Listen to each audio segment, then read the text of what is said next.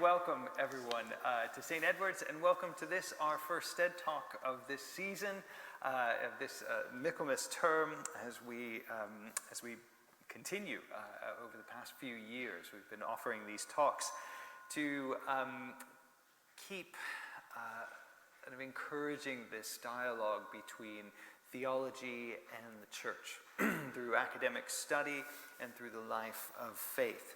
And we're very excited and very blessed today to have the Reverend Dr. Canon Jeremy Morris. Jeremy is what seems like almost a native of Cambridge. I didn't realize he had done his undergraduate in theology here at Clare College. And then he trained at Westcott House, where he was later the vice principal for some time. Jeremy served across the street, almost directly across, as the Dean of King's College Chapel. Later he went on to become the Master of Trinity Hall, and currently he's serving as the National Advisor on Ecumenical Relations for the Church of England. Jeremy is a skilled and talented church historian, and his specialty is in the Church of England, in religious life in the UK in the modern period. His books are too many for me to list, but I'll list a few of them in terms of his field of study. He studied religion and urban change. He has produced a book on F.D. Morris called the F.D. Morris and the Crisis of Christianity. F.D. Morris, as some of you may know, whose plaque is behind our baptismal font, was one of the great preachers and social reformers to preach from the pulpit here, and was the vicar chaplain here at St. Edward's. He's also produced a reader for F.D. Morris, so if you're interested more in that. I remember when I first came to St. Edward's, Jeremy was pillaging our safe. He was taking old, I hope you brought them back. He was taking these old, beautiful, bound, handwritten sermons of F.D. Morris that had been that are stored in our safe here at the church. He's written a volume for the Oxford History of Anglicanism, and his latest work, entitled A People's Church, A History of the Church of England, is what I think he'll be addressing this evening in his talk on the Church of England, looking at the history of the past. What does it tell us about the present and the future? And I think we're in for a wonderful evening, especially in the light of some of the recent things that have been going on in the Church of England. Bishops coming out with certain statements, so we'll have some fun discussing that as well. But would you please welcome Jeremy to speaking to us this evening? Thank you. Thank you very much, Mark. Thank you. Thanks very much for that introduction, Mark. I'd forgotten about those sermons of F.D. Morris. They're almost completely incomprehensible because his handwriting is absolutely appalling. So, I mean, I had to wade through a lot of his handwriting, but quite often you find that you just come to a passage or even just a word that you simply cannot decipher. It's really extraordinary. So I'm very glad to be here and, to be talking about my book here. This is sort of one of a number of these talks I've been doing. When I've done them in a very informal way. I've not sort of planned them down to the last detail, so I hope you can bear with me. That's what I'm going to do today. I'm going to talk a bit, first of all, about why and how I wrote it, and then I'm going to move on to give you sort of 3 examples of the kind of process of fresh understanding, really, of revisionism that we have to grapple with. There are lots of examples in the book, which is why I wrote it, but I'm going to give you just 3, and then I'm going to try and draw some conclusions, and I hope that you will gather up some questions, and not least questions about, where the history takes us, where we may be going, and so on. So, first of all, just a little bit, just to add a little bit to what Mark said. I mean, my first discipline was really history, and I started out at Oxford as a historian, and that's where I did my doctorate, and I did it really as coming out of an interest in social history. My first real passion in history was social history, and particularly there was a great kind of working school of English social historians in the 1960s, 1970s, people like E.P. Thompson and Eric Hobsbawm, who you may have heard about, who were very interested in what they called history from below. So they weren't just interested in the history of institutions, monarchs, prime ministers, political parties, etc. They were interested in what one of their group called the lived experience of ordinary people. How was it, what was it like to be, for example, a hand loom weaver in the early 19th century as your craft was disappearing and the demand for your work was disappearing and you were being forced into factories and so on. Now, then when I was doing my undergraduate degree, I come from, I'll say a bit more about this later, I come from an Anglican family background, from a background of practicing Anglicans, so, church has always been there.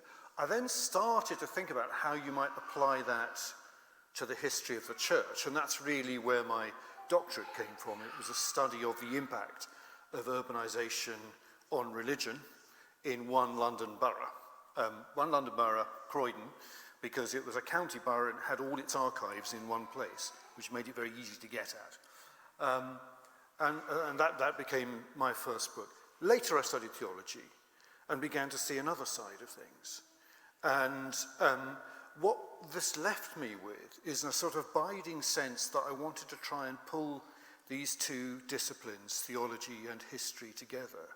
In other words, to try to write history as if you could take seriously the theology of the church and of church people and so forth. And likewise, when you write about theology, to think about how it's actually used, how it's actually practiced, how it might even have been changed by experience on the ground. So that's sort of where my work has sort of evolved really over the years. I've moved between the social history of religion, theological history, and then classic church history.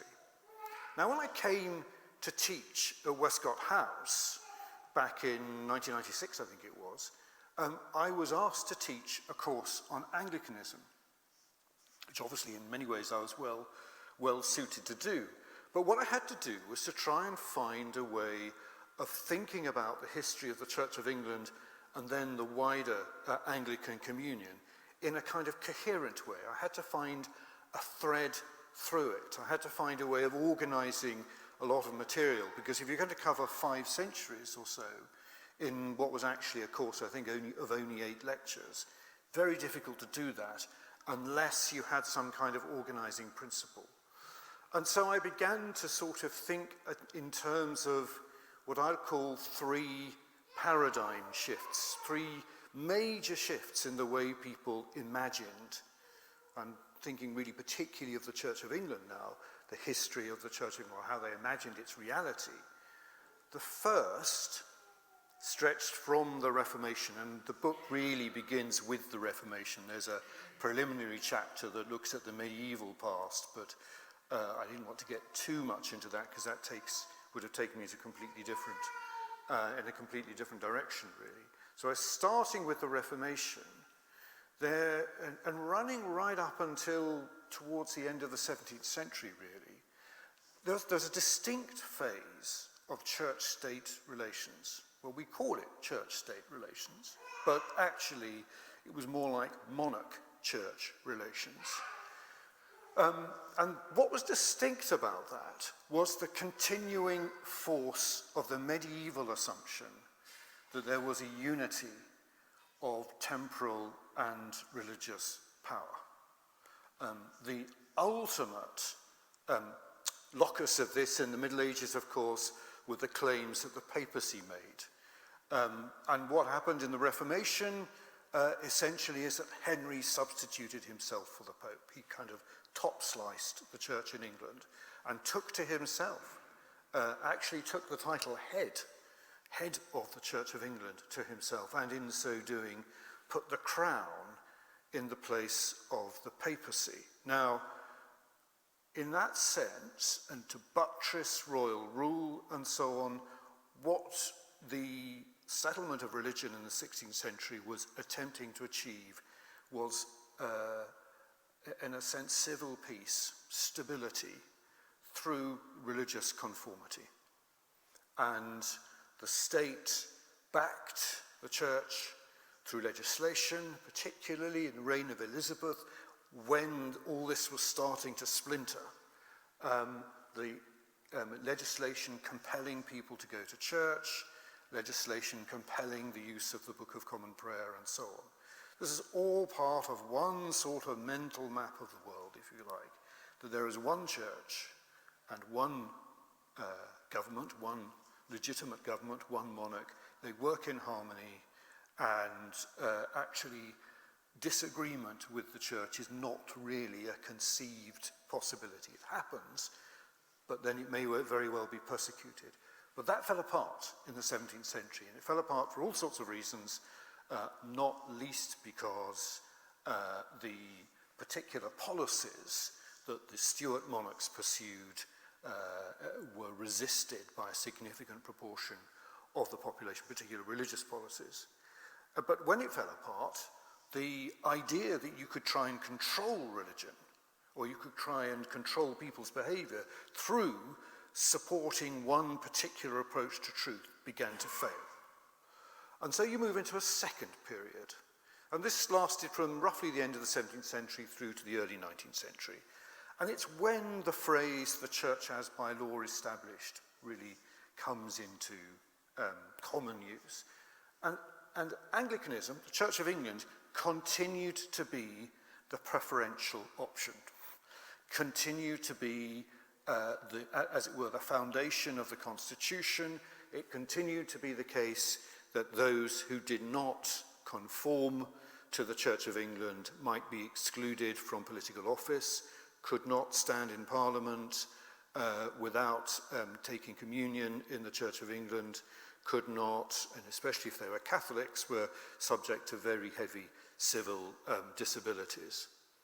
So this period, which was marked at the same time by a degree of toleration, because dissenting groups were now permitted to have their own worship, but under very, very strictly controlled conditions.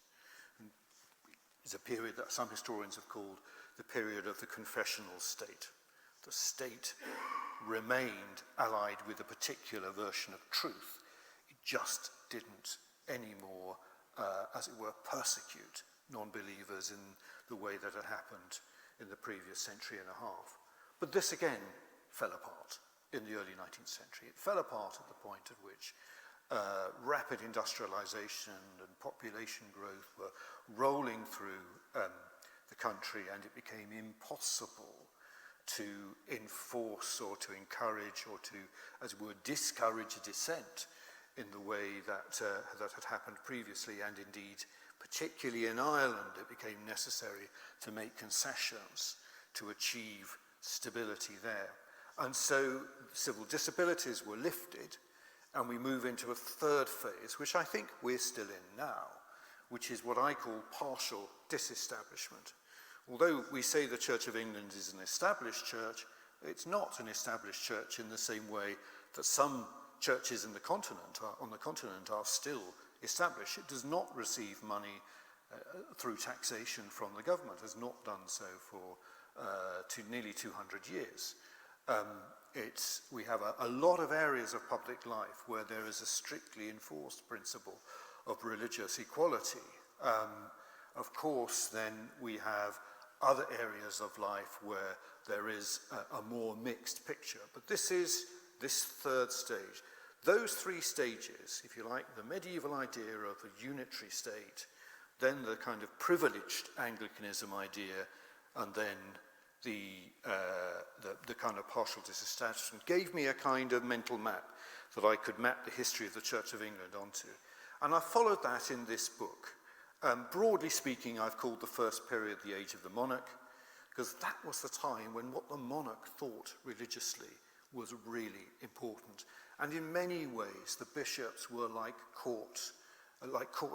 You know, their life revolved around, particularly senior bishops, around presence at court, advising the monarch and so on. That gave way to what I've called, I mean, these things are very, very loose. The age of oligarchy, when Parliament was dominant, but it was dominated by a small cluster of landed families and gentry.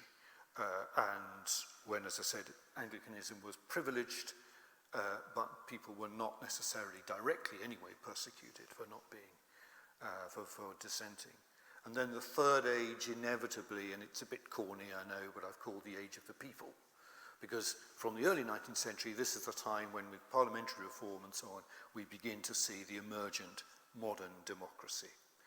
Now, there's one thing you may have noticed through all of that, and that this provides the kind of hook or the kind of central thread of the argument of the book. If you start with that unitive vision, a complete fusion, a harmony of church and state, assuming that everyone will go to church or will at least conform to the church liturgy, to the broad spectrum of belief and so forth. If you start with that assumption, you're obviously starting with the assumption that, as it were, the church is coterminous with the population. Over succeeding ages, what we've seen in England is the whittling away of that. We've seen that idea fail in the 17th century when you have, it failed really in the 16th century with the emergence of permanent but heavily persecuted Catholic minority. Then it taken further in the 17th century with the emergence of the Baptists, the Quakers, the Congregationalists or Independents and so forth, Presbyterians and so on. It goes even further in the 18th and 19th centuries with the emergence of the Methodists and various other small denominations and so on. And of course, as we know, in the middle of the 20th century, it changes yet again with substantial waves of immigration and other religious traditions coming into the United Kingdom. So you see this, as it were, coterminous nature of church and people being whittled away to the point where the Church of England, though it's still partially established, though it's still the church of the monarch, though it still has the great cathedrals and the glorious built heritage and so on another view is simply one church amongst a number. That's why I called it a people's church. It's not necessarily the people's church, because that would imply that there are people for whom, who are not Anglicans, for whom this is the church that they ought to be attending. And I think that's problematic. I mean, there are other dimensions of that, but so I've called it a people's church.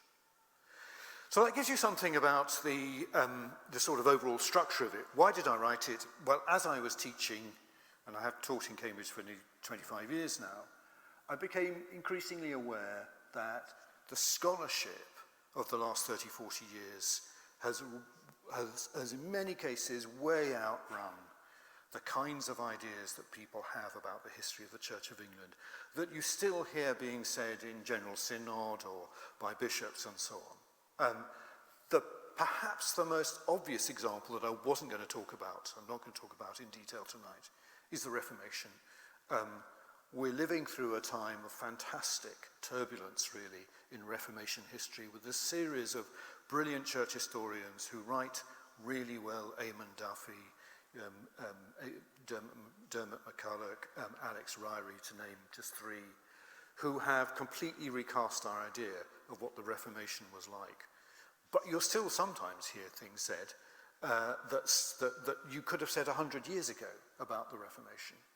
So I just became aware that as I was teaching the history of the Church of England, the history of Anglicanism, time and again, there were these points where I wanted to say, but actually, this has changed. We know it wasn't like that.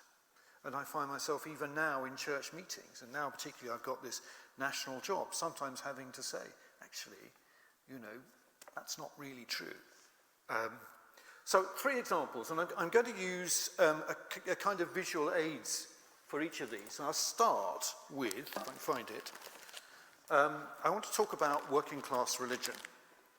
And my visual aid is this extraordinary little book, or books. These belong to my grandmother. My grandparents, I come from South London. My grandparents were kind of working class. They were unusual in some people's eyes about what working class people thought religiously and so on. They were church-going, they were high church Anglican, they were monarchists, strongly pro-monarchist, conservative voting, indeed imperialist in their outlook. And these are two little books that would have gone in my grandmother's handbag. And one of them is John Keeble's Christian Year, John Keeble's collection of poetry published in 1827, and the other one is a translation of Thomas à Kempis' Imitation of Christ. And the purpose of this, of course, fitting into a handbag would have been perhaps sitting in church, waiting for the service to begin. You would take these out and read them, or perhaps you'd read them at some other moment and so on. I'll pass this round. Please be very careful with it, because it's obviously quite delicate. So this is just a reminder to me of, as I say, of the question of working class religion. Now, it's one of the very common recurrent tropes in commentary on the history of the Church of England that, and you'll find it said in various ways, perhaps the most, one of the most common ways in which this is said is the Church of England has never had the working class. Now, it's undoubtedly true that if you look at all the available evidence, particularly from the 19th and into the 20th centuries, when they actually started to collect this kind of material in a systematic way, you can see what I'd call differential class relationships. It's undoubtedly the case, for example, that the aristocracy were almost solidly, not quite solidly, because there were some traditional Catholic families, but otherwise almost solidly Anglican. The upper middle class, you began to see a degree of splintering with affluent dissenting families, and you could trace that further down.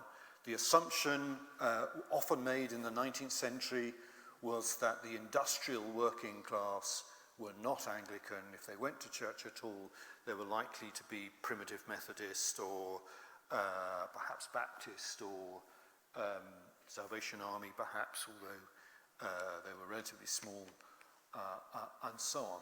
Whereas the rural poor would probably be Anglican, would be going to the Church of England church, though only where, this is an assumption that people make, the local squire was in league with the local vicar and, as it were, obliged people to go to the local parish church. Where that relationship was weaker, then quite often it was indeed the case that you would find that there were dissenting chapels. Methodism, for example, particularly strong in parts of East Anglia and Lincolnshire, and also in the West Country and so on. Now, there's a major piece of evidence that's used or used to be used to make this kind of case, and it is the only ever national census of church attendance, official national census of church attendance in England, which was conducted in 1851. On the 14th of March in 1851, it was a rainy day, Sunday, not a festival. Census enumerators had been sent returns that they had to deliver to their local churches, and the ministers, incumbents, etc., had to fill in these returns, and they had to include a lot of detail about finances and so forth, but then also the number of sittings they had in their churches, and also then the number of attendances on the census Sunday. So when the returns were eventually published in 1853, they were only published in summary form in 1853. You couldn't actually look at the original returns, which still exist, until 1951. There was a 100-year ban on them. But when they were published in summary, they appalled Victorian England because it looked as if something like nearly a half of those who should have been in church on Sunday weren't. Now, the statistics are very, very hard to establish with any certainty. One reason is that they took attendances in the morning, the afternoon, and the evening. But we know that there was a practice of people attending 2, sometimes 3 services on a Sunday. So you had to have some sort of device for taking account of what they called twicers. And they had a kind of simple calculation. They reckoned something like 2/3 of those who attended in the morning would have attended in the afternoon, so they deducted numbers accordingly. Now, again, we know that actually this is a kind of figure that varied enormously from area to area between different religious traditions and so on. We also know that there are situations where people didn't go to church, but that wasn't because they weren't churchgoers. It's because that for various occupational reasons, they couldn't go. Domestic servants, for example, were sometimes not allowed to go on a Sunday because they would be preparing the family lunch and so on. That could happen. So again, they had to try and take account of all of this. And they ended up with a sort of figure, an estimate that something like 58% of the population went to church in 1851. Now, one thing is immediately obvious. You only have one census. You cannot tell from that whether the proportion of people going to church is going up or going down. The Victorians assumed it was going down because they saw it against the background of an assumption of a kind of golden age of church going when everyone went to church.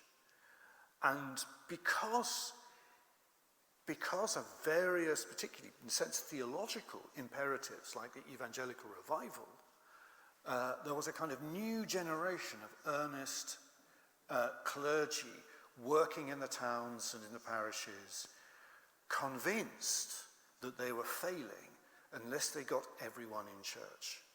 So if that's your mindset, if you're thinking, it's a terrible disaster that, 60% of Cambridge's residents, I know it's probably much higher than that, but, don't go to church on Sunday, then in a sense, you see yourself as failing. And they saw themselves as failing, and they saw the 1851 census as evidence of that. Now we know, having had a chance to look at the census schedules in detail, having had a chance to look at a great deal of other evidence, that almost certainly 1851 marked not a decline, but an increase in church-going. That actually in the 18th century, it wasn't that people didn't necessarily go to church. They may have done, but they didn't necessarily go every week. And there were huge variations in church attendance and so on. And here's the kind of crucial bit, because people make all sorts of assumptions then based on what they think happened with church-going. Because what they often do is put two phenomena alongside each other. One, an assumed decrease in church-going since the 18th century, say, and the other, the rise of industrialization, the rise of a market society, technological change, and so on.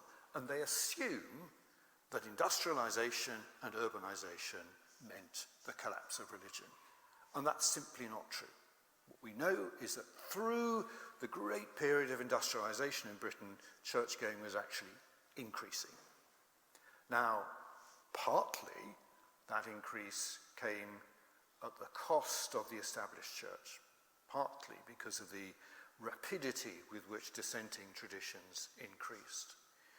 But even then, when we look at various cities like Leeds, in the book I've got some statistics from Leeds, for example, but then also some from inner London in the late 19th century, when we actually look on the ground at who was going to church, we find again and again there were substantial working class communities, substantial communities of working class Anglicans.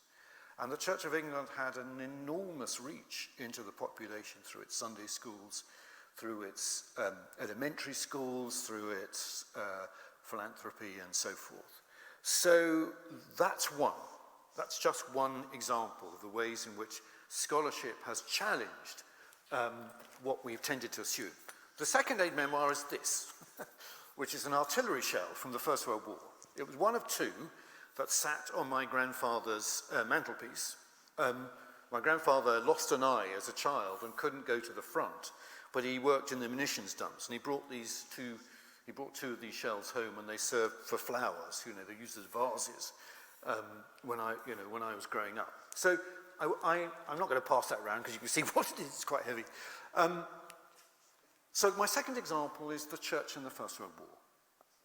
And this again is where, you know, cultural memories, in a sense, are very powerful, but they're also subtly subject to change. When I was at school, we studied the poetry of Wilfred Owen. I think it's probably still on the school curriculum, with an extraordinarily negative view, obviously, of the First World War and of life at the front and so forth. But the poetry of Owen only really became popular after the Second World War, not after the First World War. And likewise, you know, much of the image we have of the First World War as a ghastly failure is really a later phenomenon. If you look at the war memorials, for example, in the 1920s, they often talk about our glorious dead. They're not full of the sort of pessimism about the outcome. Now, it's true, there was a great pacifist movement between the wars, particularly encouraged by Anglicans. But nonetheless, the really negative image, and particularly the really negative image of the church in the First World War, is really a product of the 1950s and 1960s. Things like "Oh, What a Lovely War," and I'm sure we all remember, you know, the final episode of Blackadder, for example. In that sense, this is all ghastly. It's all going to sort of fail and so forth. Now, I know from I have a son who's very interested in military history, who's been doing a lot of reading about the First World War, that military historians have been revising this picture in the last 20 years or so and saying, well, actually, it wasn't the kind of just the lions led by donkeys image that you have, that actually this is a much more complicated picture. But likewise, there's a very, very good historian working in Durham at the moment, a man called Michael Snape, who has done, his life's work really has been to look at religion and conflict, particularly in Britain, in modern Britain. And he has really, with a number of other historians, decisively changed our understanding of how the Church of England fared in the First World War. There were some chaplains, no doubt, who fulfilled that kind of terrible image of sort of gapped to the ineffectual cowards who hung behind the line and so on. But there were others who were extraordinarily popular with men, brave. We have accounts from diaries and so on of church parades, not always in force, sometimes in force, but not always in force, with hundreds, if not in some cases thousands of men attending. And in a sense, what else would we expect? Because if really the 19th century was, as I say, a period of religious expansion, then it's not surprising that the generation of men who went to war, who went to the front in the First World War, even if they didn't necessarily have what we might call a fully formed faith, would nonetheless have a sort of mental world that was shaped by Christianity. So it's hardly surprising that there was a religious revival at the front in 1917, for example, that there were these extraordinary stories about angels being seen on the battlefield and so on. So that's my second example. The third is, and I will pass this round, but please be very careful with this. I found this, we had to empty my father's house relatively recently, and we found this, which I'd never seen before. So this is a kind of a publication from 1949, which was the anniversary of the 400th anniversary of the first prayer book. And it's a booklet about the prayer book. It has an extraordinary, please, as I say, please be very careful with it, because this is rather kind of falling apart. It has an extraordinary series of diagrams illustrating the history of the prayer book. You see the covers coming off. Oop, there's a thing that's fallen up there. And then on the back it's got this rather marvelous sort of, bit like a poster. The central rite of the prayer book, picture of the prayer book, is the central rite of a king's coronation. There's a little picture of George VI's coronation, and can be the center of your life and people going up to receive communion. So now this is, and I could say much more about this, I'll be quite brief. This is just a reminder of the complicated liturgical history of the Church of England.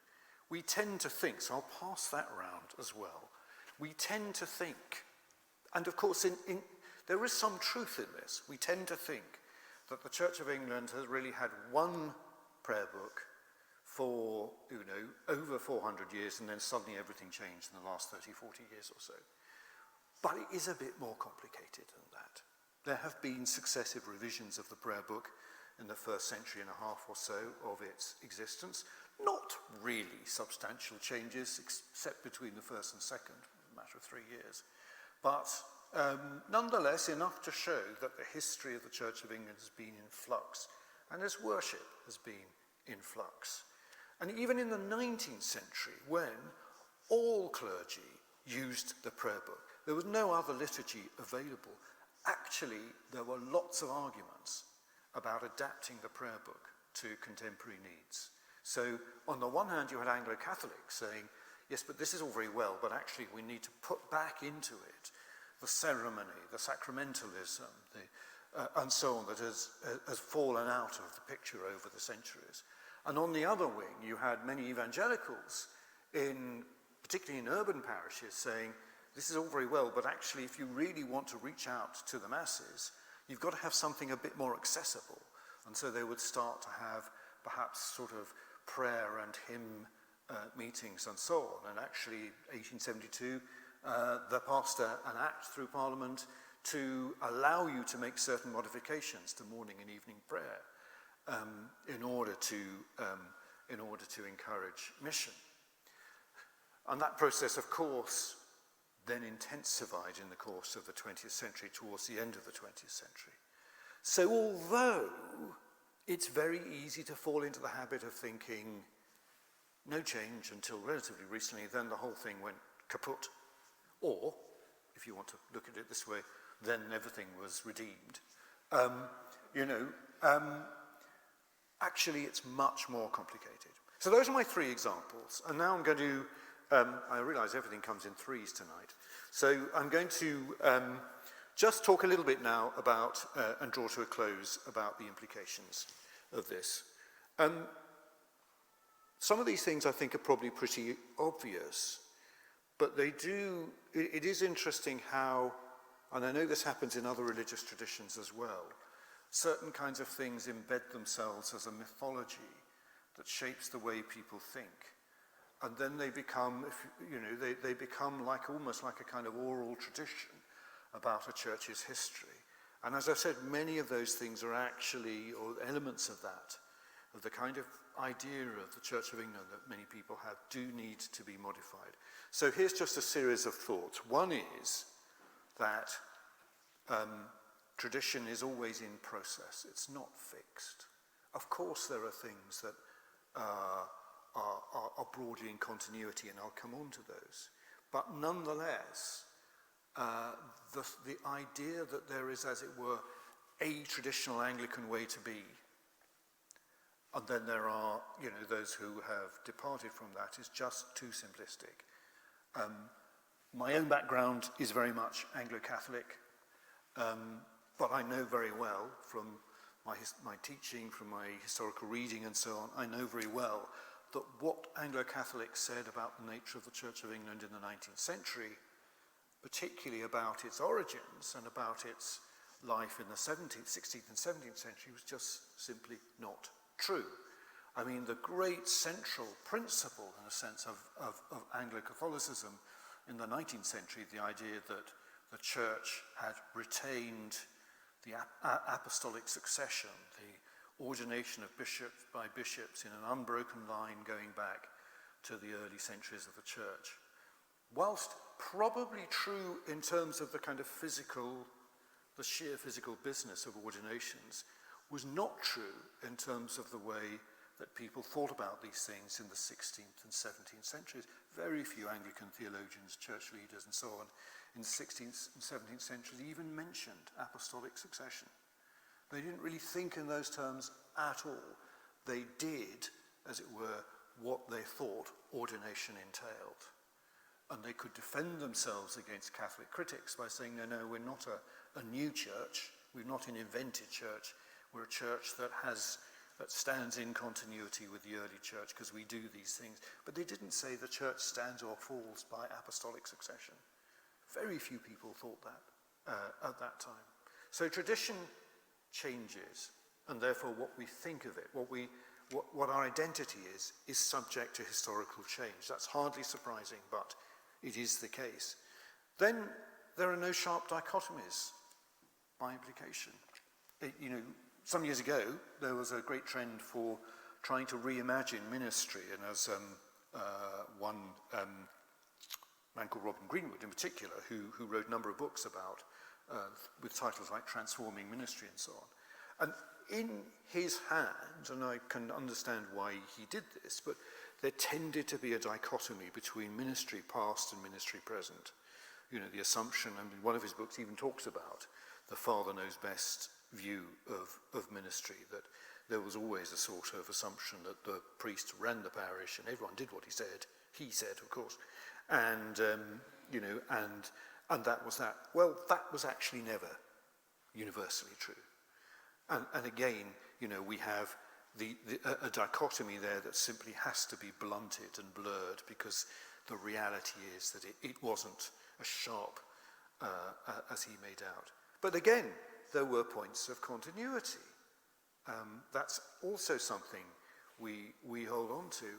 The meaning of these things changes, perhaps, but for Anglicans, I think some of these things do have a degree of kind of rootedness. One, in the case of the Church of England, is obviously the parish system.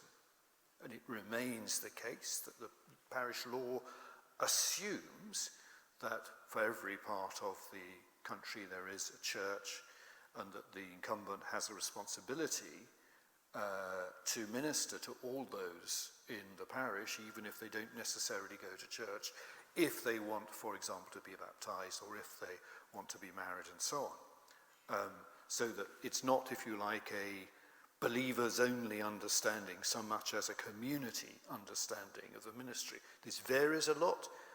It has its faults as well as its benefits, no question, but it is an element of continuity in the Church of England. The threefold order of ministry of deacons, priests, and bishops is another element of continuity. Its meaning has varied. The degree to which people defend it, the theology with which they defend it has varied, but it is there. So there are points of continuity. I think I'm going to end there. What I do I was going to read the last couple of paragraphs of the book, but I won't, because I think I've been talking enough. What I do say there, and this might lead to some kind of discussion, is that when you try to think about where we've got to with the history of the Church of England, you've got to think in terms, I think, of a big church and a little church.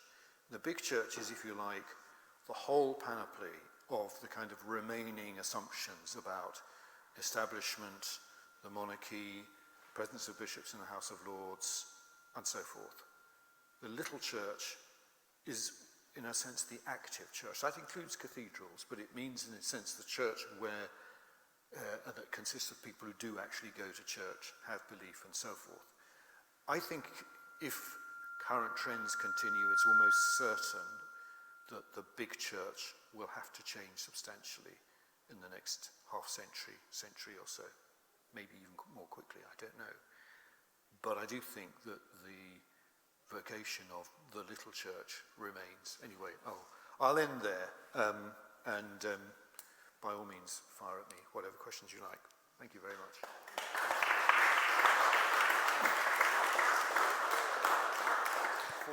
That's right. Oh, it's just a wonderful talk. It reminds me of the desperate need we have in our kind of skittish society and maybe attention deficit society of church historians who actually can encompass the breadth of history and see what was and what is not, or what is not true in terms of our past.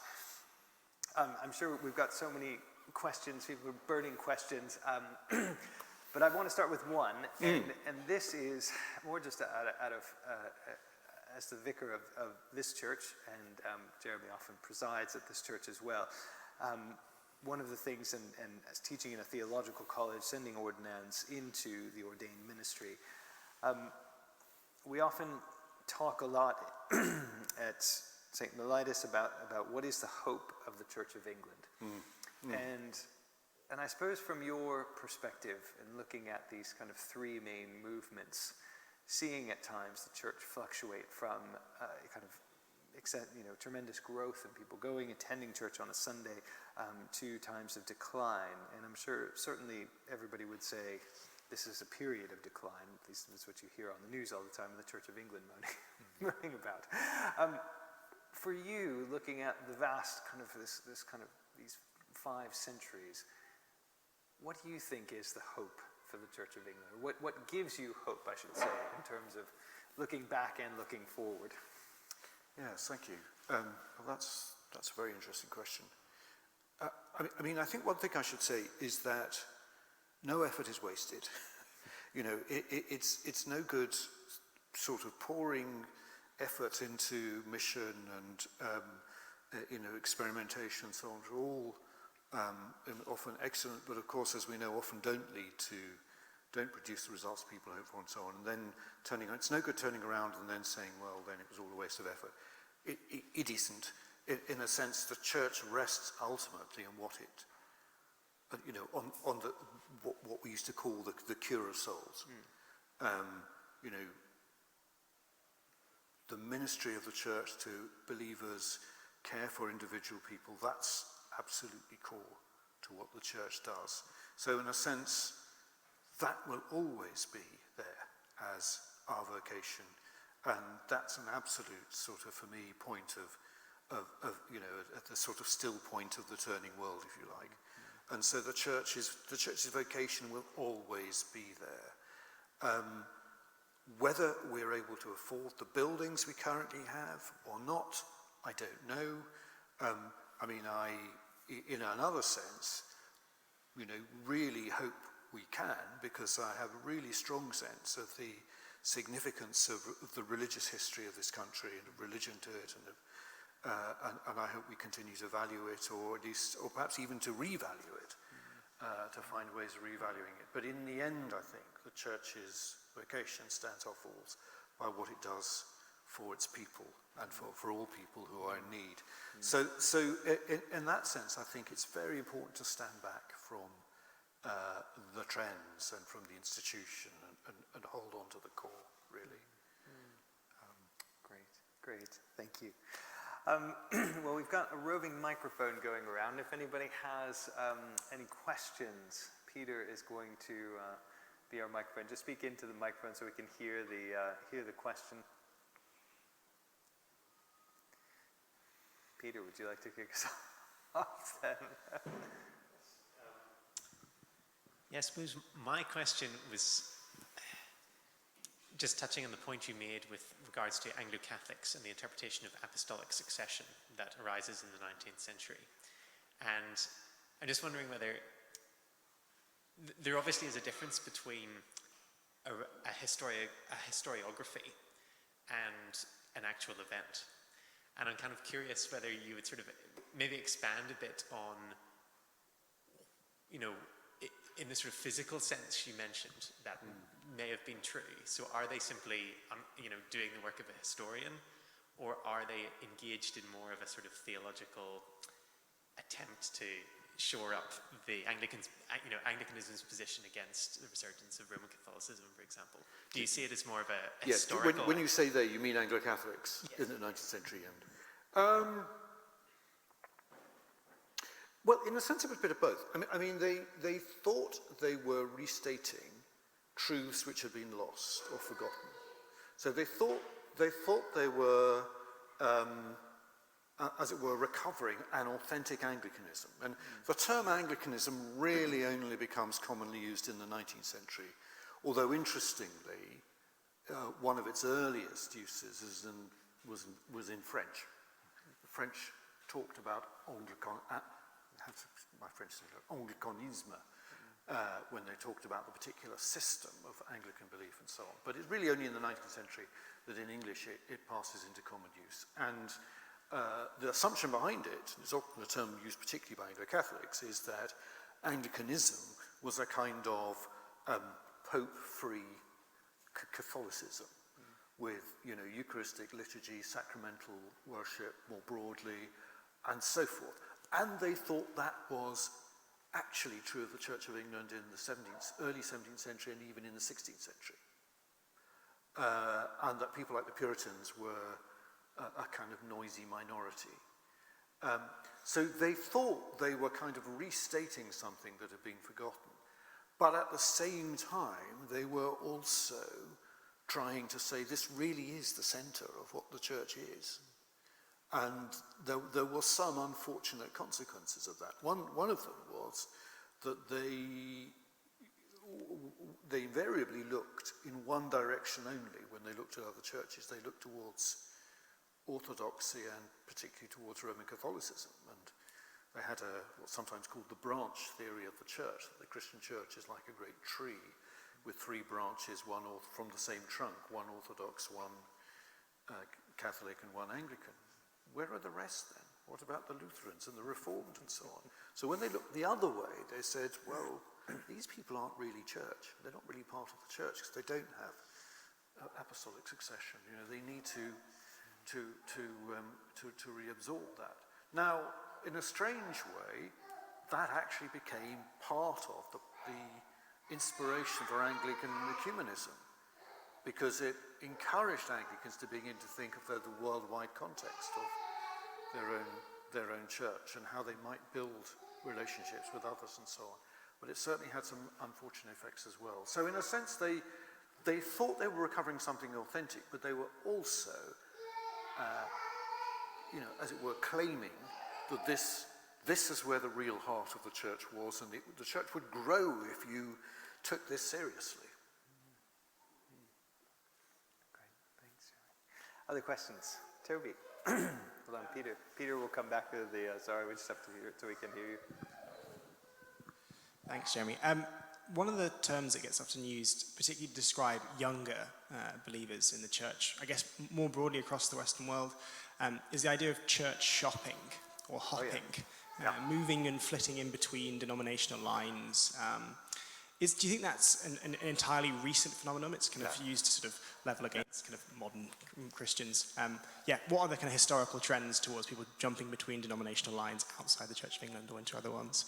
I guess that we can. It's absolutely not a new phenomenon. It's probably much more common now than it was maybe 2 or 3 generations ago.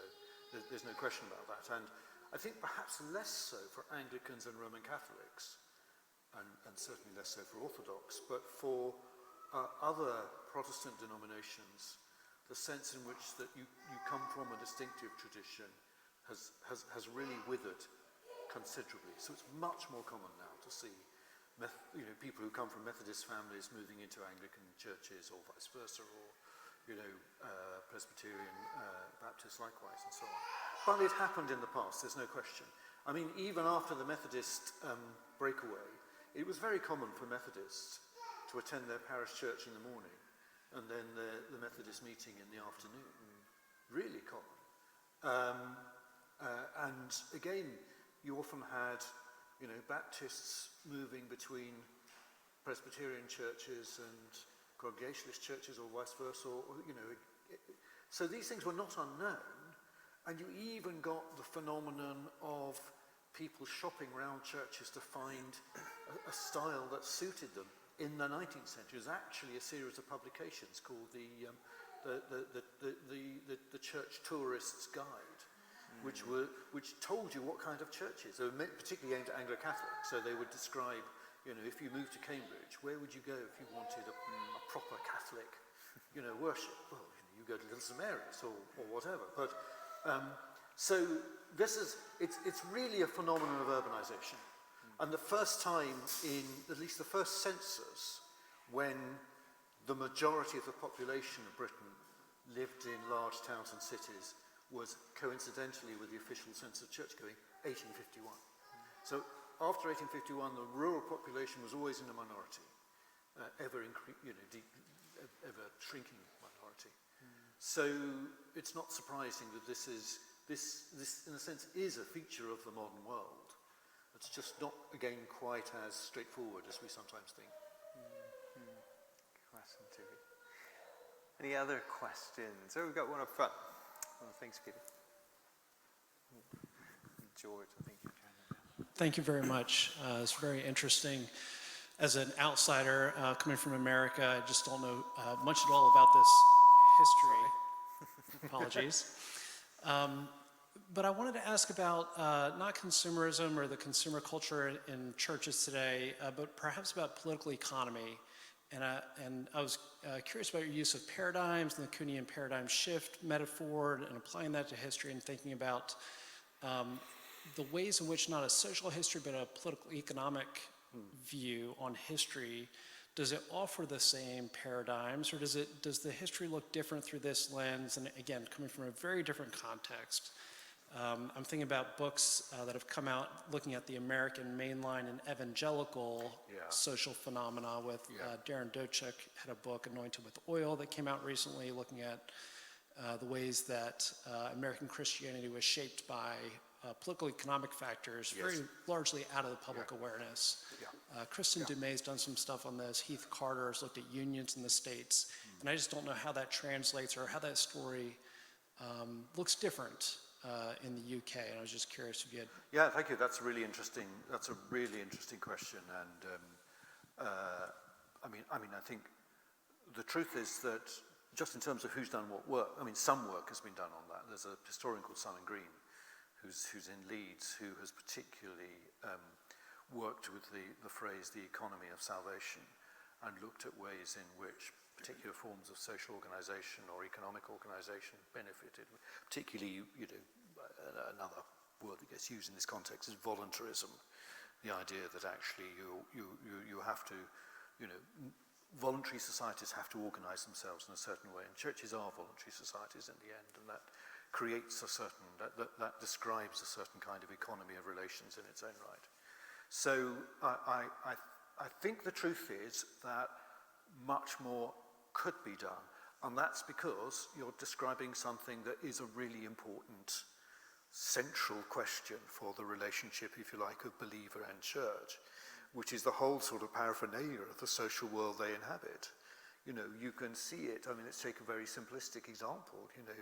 Churches that have moved towards, the use of the credit card reader, for example, that buys into the credit card economy, of course, or the debit card economy and so on. Churches are not removed from all of that. They don't sit outside that whole structure of relations. I mean, another example is that in the 19th century, 19th century, it was very, very common. It would have been true here, that people, in effect, rented the pews they sat in. And the pews they sat in would be reserved to them, because they wouldn't just pay a rent as they arrived. They would pay a rent over a quarter, say, and the congregation would be socially differentiated as a result of this. So, where you're sitting would be one of the expensive seats, because you're right at the front and you can see clearly and so on. The gentry family might sit in a little chapel on the side and have like a little booth, a bit like a theatre box, and then the poor would be at the back, and in what's sometimes called the free seats, which were unallocated and so forth. Now, for obvious reasons, that was increasingly appalling to 19th century church reformers, who said, but this is horrendous. You're making, you're discriminating against people on the basis of their ability to pay. That's got nothing to do with religion and so forth. But it did represent, nonetheless, a distinct economy in its own right that reflected the hierarchies of the social relations of the world in which, it sat. So, yeah, that's really interesting. I'm aware of some of that American work, but there isn't anything that's quite as extensive here. But they could be. There's no reason why they couldn't be. Well, thank you very much. the passing of our late Queen obviously has led to a lot of discussion about her faith and her Anglicanism. And though obviously she played no legislative role in the church, she very much embodied the headship of it. And inevitably questions have therefore arisen about Charles. And though he has promised to govern the church in the vein of his mother, there are questions about what the coronation next year, for example, might look like, whether it might be rather toned down, whether it might even involve multi-faith elements. In that way, do you sort of see that fulfilling perhaps your prophecy of further partial disestablishment, in the sense that I'm sure the monarch will retain the position of head of the Church of England, but maybe more so in name than in reality? Yeah, so first thing, forgive me, but the monarch is not the head of the Church of England, they're the supreme governor. So Henry VIII called himself head of the Church of England, but it was always a title that clergy were unhappy with. And so Elizabeth, after the interruption of Mary's reign, when Elizabeth assumed the throne, the title Supreme Governor, which is a sort of non-religious title, if you like, that just indicates that you govern the church in the sense of protecting it and standing for it, but you're not the head of the church. There is only one head, and that's Jesus. That really is the sort of Reformation kind of understanding of it. Yes, I think it will, unquestionably. I mean, I can't really claim special knowledge of this, but I am one of the people who is being consulted a bit on the shape of the coronation because of the ecumenical dimension. And I think it is almost certain that you will see that the core of the service will have to be the same as that in 1953, but there will be shifts, certainly, and those reflect the changing place of religion and the changing place of Anglicanism in the wider spectrum of belief in Britain. And,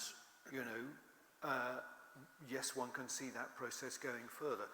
Probably the most obvious point at which I think eventually this set of relationships will break is bishops in the House of Lords. That seems to me to be the most vulnerable point, potentially. But, there are lots of ifs and buts, obviously. But it just seems to me inconceivable that if the proportion of those who actively attend church continues to decline, that there won't be some further constitutional adjustment accordingly. On the question of King Charles, I would just say it's interesting because, obviously I know where this impression comes from, and it's interesting that I did have a number of, in this role I have now, I had a number of queries from overseas journalists about whether things would change, which assumed that the interview he gave years ago, where he talked about defender of faiths, simply reflected his views. But of course, actually, he's basically, like his mother, a traditional prayer book Anglican of a rather conservative type, really, who loves choral music and loves the prayer book, and he's patron of the Prayer Book Society and has been for many years. I think he's very open, as far as I can see. I've never met him, but as far as I can see, he's very, very open to other religious traditions and to supporting them and so on. But I'm not sure that he personally will be substantially different from his mother in terms of his own engagement with the church. I wonder about the following generations, but that's, who knows. Jeremy, there is a coronation service in the prayer book. Do they use that? Or is it just bits and pieces of it? Yeah, there is. They will use it. I'm not quite sure. Yeah, lots of things can shift. So there's all the question of the symbolism and the music and the who does what and all that kind of thing. That presumably can shift, and there's quite a lot of discussion of that. I think the core, the oaths and so on, cannot shift without parliament, without legislation. Okay, great. Great, one more question. Yeah, we've got Aidan. Apologies. It's not really a historical question, but as an outsider as well, I'm just wondering what the class breakdown of Anglicanism now looks like in England. Yeah. How does the working class feature in church communities? It's a very good question. And, you know, it's just as I said, there was a kind of class bias in terms of the intensity of attendance by the end of the 19th century. If you took London as an example, I've used some of these statistics in the book, an area like Bermondsey, for example, which at the end of the 19th century was almost solidly working class, or an area like Ealing in West London, which was, you know, pretty solidly middle class at the end of the 19th century, somewhat different now, but, you know, Ealing had massively higher church-going, Anglican church-going in particular, than Bermondsey. And those trends have continued. So, of course, it's true that, you know, where churches have closed in the last 30, 40, 50 years, it's been particularly in working class areas, in industrial areas, partly because of depopulation as industry's gone and so on, partly, but partly I think as, you know, many of the kind of points of contact in the past between churches and the population at large have just disappeared. You know, the welfare state, for example, brought with it an attenuation of religious charity because it wasn't needed in the same way anymore. And, you know, it's an interesting question as to whether, you know, the decline actually in social services and so on locally in the last 15 years or so is giving opportunities for churches to move back into things. You certainly see churches involved in, you know, obviously food banks, warm spaces and that kind of thing. So, but generally speaking, yeah, of course, it is true now that the working class base of Anglicans was thinned out really massively. But it's not absolutely non-existent. I mean, it's, you know, yeah. Great. Well, thank you, everyone, and thank you, Jeremy. Thank you. Once No, again, that's been we fun. give Jeremy Thank a you. round of applause.